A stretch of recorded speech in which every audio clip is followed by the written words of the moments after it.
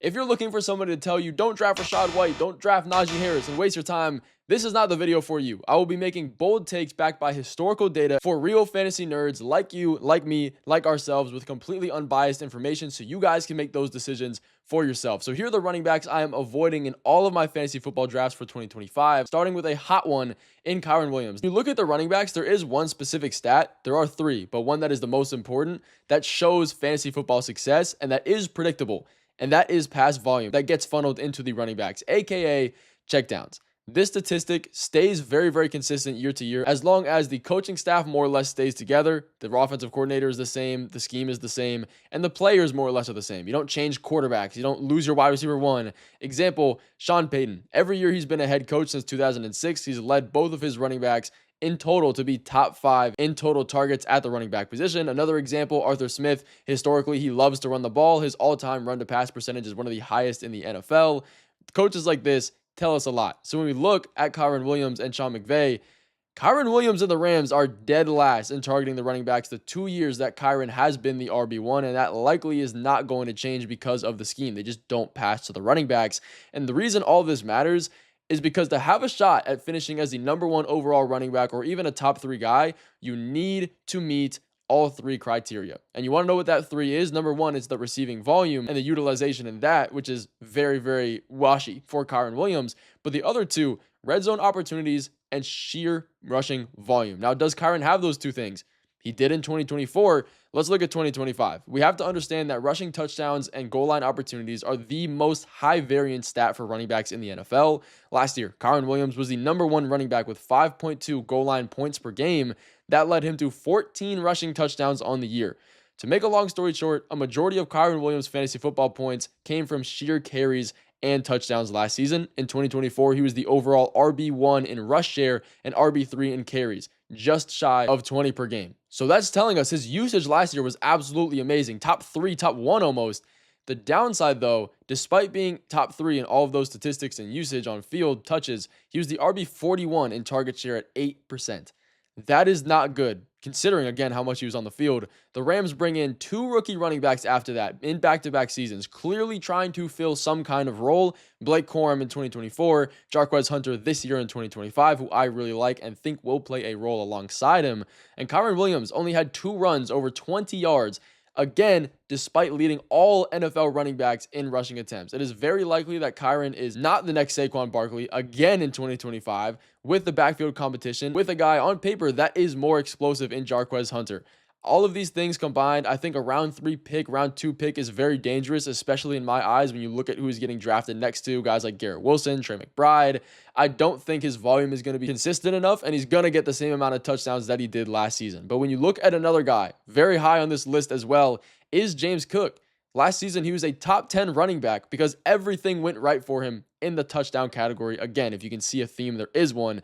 He was the RB1 in total rushing touchdowns last year with 18. That was good for leaving him with 17.2 fantasy points per game on the season. Again, that's great numbers, but you dive into the underlying statistics. Despite that, he only saw 48% of the Bills' goal line carries. Some of you might look at this and say, all right, he only saw 50% of the goal line carries and got 18 touchdowns. That looks like good news for me, like he's going to get more usage and be there. Not necessarily. That number from last year, he was 7 touchdowns over his total expected for the season. That was the highest over expected in the NFL, and he had 300 less rushing yards than he did from 2023 and 2024. It's not like his efficiencies were really bad either. You look at it, 5 yards per carry last season, that's good. So what exactly is the issue here? The issue here is that if we were to repeat the exact same season he had last season, but give him 12 touchdowns, which would still be top 5, instead of 17, which is insane, he would have finished outside the top 20 running backs. He's getting drafted at the RB13, essentially his ceiling from what 2024 was. And he has to 100% either increase his volume by a substantial amount, which I don't think is going to happen because of who Ray Davis is. Their talent levels are a lot closer than I think a lot of people think they are, or score 18 touchdowns again this year.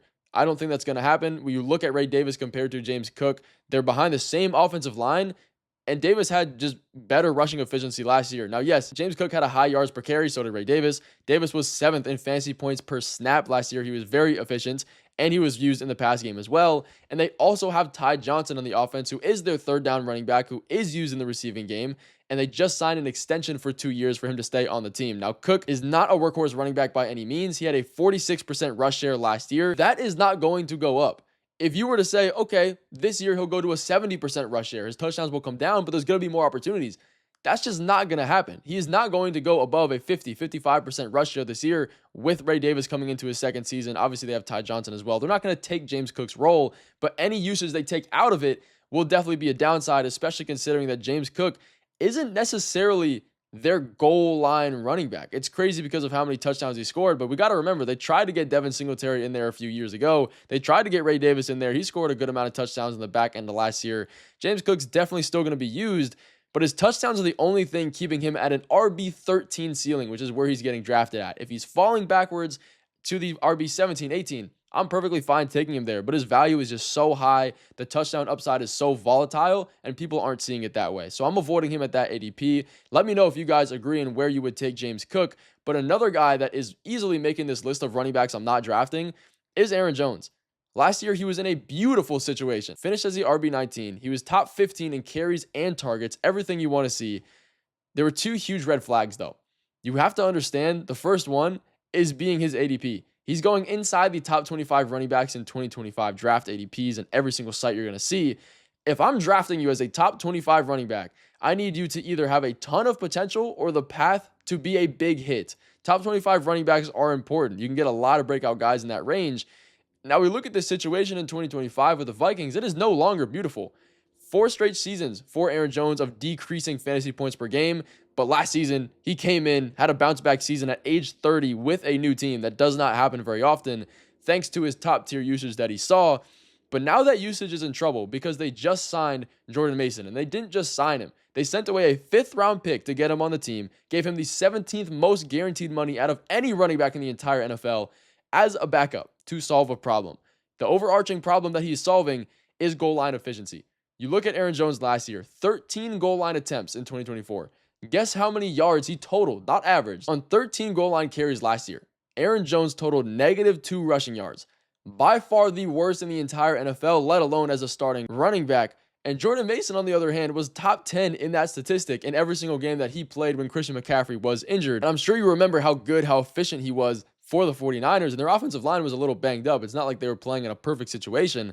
And on top of that, you're playing behind essentially a rookie quarterback in J.J. McCarthy that have the 20th ranked offensive line. That's definitely not amazing for Aaron Jones, and he's turning 31 this season. It is a recipe for disaster.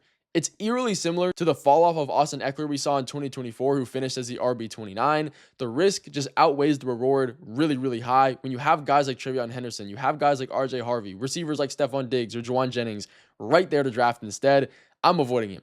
But another guy plummeting in value right now, I will make really, really quick because it's just a terrible situation, and I'll give you all scopes of what's happening here, is Joe Mixon.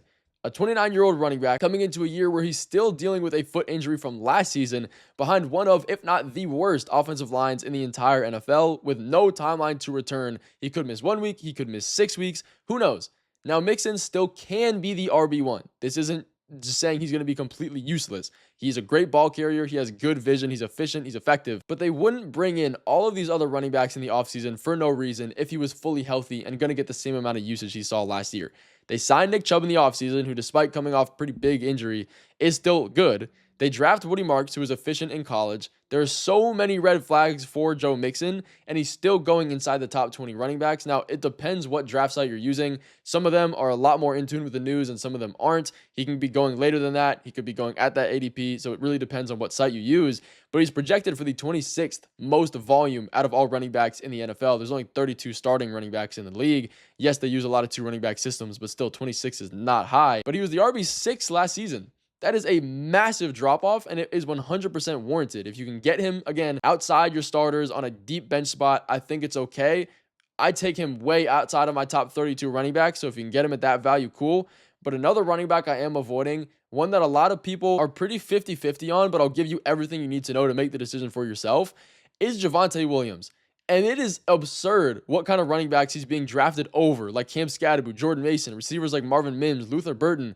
If we go back to his pre-injury self on the Broncos, this would be an amazing value. He's going as the RB 32 right now. But since his injury, he quite literally has not been the same and simply just bad. 3.6 yards per carry last year. That's good for the RB 61.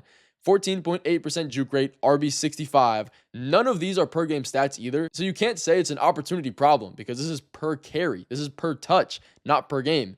And a lot of times you can blame the inefficiency on the offense. The offensive line wasn't good. They didn't stay on the field. Maybe the team just sucked. The Broncos had one of the best offensive lines last year and one of the best offenses. He still did not produce, not only not produced, underperformed. Last season, he led all running backs in percentage of fantasy points coming from receptions, not yards, not anything else, just literal catches on the field. He was the RB1 in that. But guess what? He was the RB 32 in yards per reception, the RB 22 in yards after the catch, the RB 66 in yards per touch. He got the ball and went absolutely nowhere with it. Despite having one of the best offenses in the league you'd think would be multi-dimensional, he goes from a perfect situation in the Broncos to a team now on Dallas that is 24th in rushing attempts last season, and you can assume that number is going to go even lower because Dak Prescott will be fully healthy this year. They're projected for the second highest pass volume, and they have George Pickens.